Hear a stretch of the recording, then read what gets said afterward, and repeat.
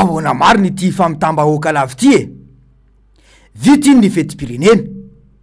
Fety nanamariana ny fiverenana ny fahaleovantenan'ny firenena malagasy. Fety tozary lasa fahazarana sy anaovana fisehosehoana fotsiny sisa satria betsaka amin'ilay fahaleovantena izay ankalazaina no mifanipaka tanteraka amin'izany eto amintsika ankehitriny. Mbola ny famatsim-bola avy any ivelany no mamelona ny fanodinan-draharaha eto amintsika. Sary ataon'ny vahoaka fiomezana sisa. Ilay tenin'ny Rajoelina ny lokaloka fa tsy mila mpamatsy vola mahazatra intsony i Madagasikara sy ny vahoaka malagasy rehefa izy no mitondra. Voamaika azafasana hoy ny fomba fitenin'ny tanora izay ny zava-misy eto ankehitriny. Bokatrosa amin'ireo banky iraisam-pirenena ireo ny firenena. Raha ho an'ny vahoaka malagasy dia tsy tazana mihitsy izany fahaleovantena izany. Mbola milahatra sy miandry tosika fameno sy vary zaraina amin'ny menaka amin'ny madikao sisa no fiainany malagasy. Kolikoly etsy, afela maroto ery, fanodikodina volam-panjakana, alatra solika, trafika sy alatra volamena, orinasa panjakana bankiropitra. Izany no antsoina hoe fahaleovantena ny vahoaka malagasy aty amin'ny taona 2024. Ny fiainam-bahoaka sy ny toe-karena efa tsy voajery. Ny afera maloto sy ny kolikoly mandrakotra ny firenena. Ny tsindrazoena mahazo ny madinika no mahazo vahana. Famarotana tanirazana mivantana na ankolaka mahazo vahana trany. Ny seha-piarina samihafa kejainy matretre. Bankiropitra no fitantanana sy tsy manjary sy ny alatra bevava ny Air Madagasikara.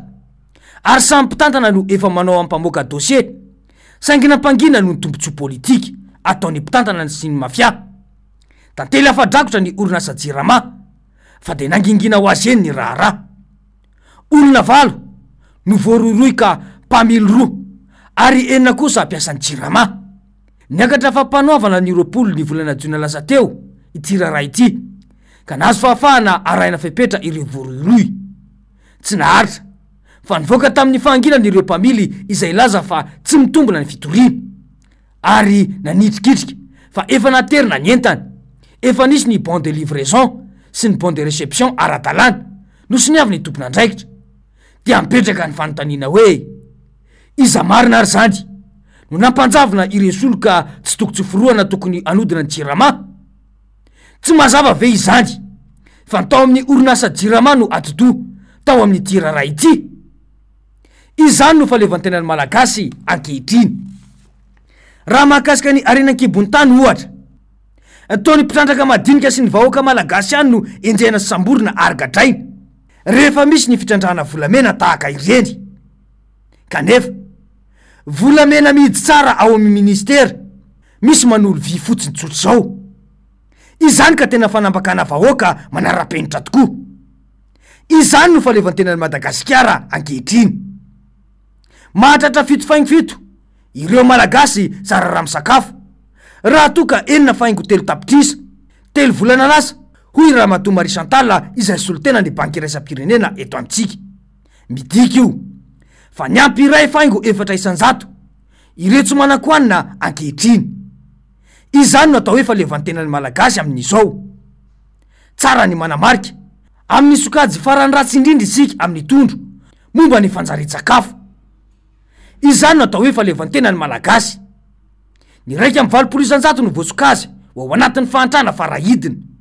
Raha toka 700 izany, ny alohany nandraisany Rajoelina ny fahefana ny taona 2024. Marina fa eo ny krizy iraisam-pirenena niainga tamin'ny coronavirus, ny ady any Ukraine, saingy tsy mitombona, fialana bala sy fanoliana ny tsy fahaiza-mitantana ireny. Mahay mandrombaka fahefana amin'ny fomba rehetra fa tsy mahay mitantana ny firenena iany Rajoelina sy ny ekipany. Kitsapatsapa sy kisendrasendra ary torapono hitondrana firenena fa tsy misy vina matipaika. Ny firenena rehetra samy tratra ny valana retina avokoa ary mbola maro aza no lasipatra lavitra noho isika fa isika ihany no miazakazaka ho rambona noho ny tsy fahaiza mitantana. Izany ve no atao hoe fahaleovantena? Lasa fahazarana sy fandrebirebena vahoaka mba anadinona ny adi-piainana no sisa fanamariana ny fetim-pirenena. Izao zava-misy eto amin'ny firenena izao ve no atao hoe fahafahana sy fahaleovantena?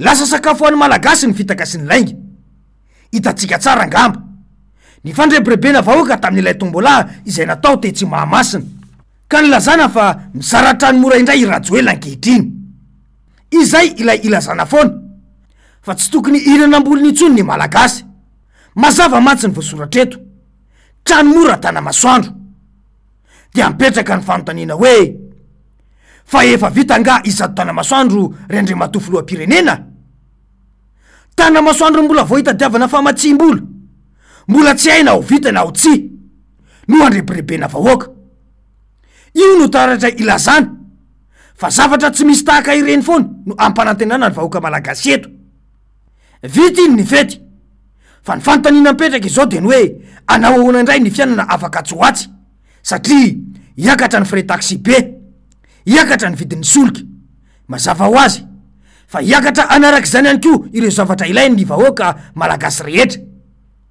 dia averiko eto ity teny nataony tamin'ny fampelezakevitra ity hoe mbola misy fanjakana veto Madagasikara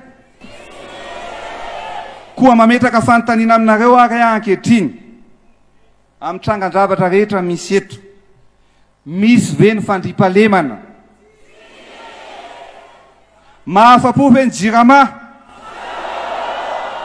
ampy ve ny sakafo malagasy misy ve ny fahamarinana eo amin'ny fitantanana ny asa-panjakana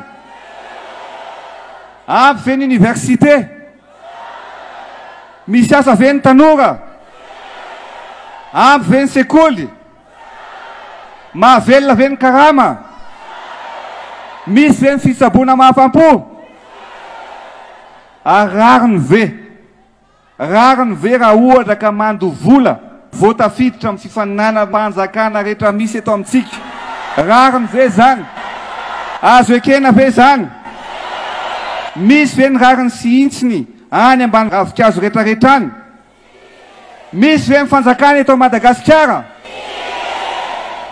fa inona ary misy eto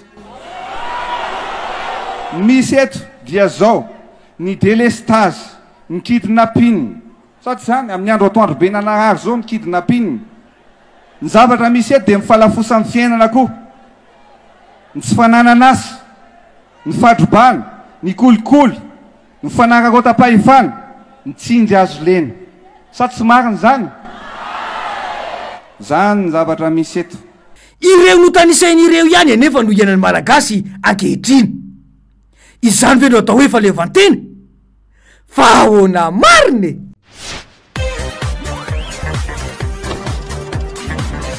ahoana mariny